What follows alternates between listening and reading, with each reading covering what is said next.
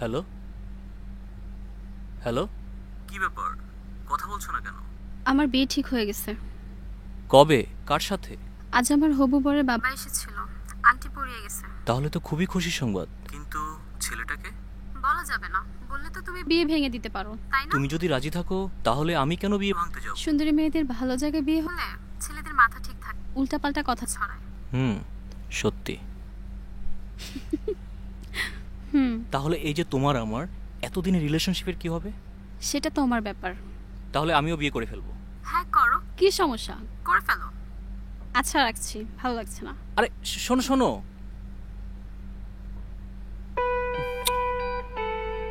Sheet. Ruma, জি মা। কি করিস মা?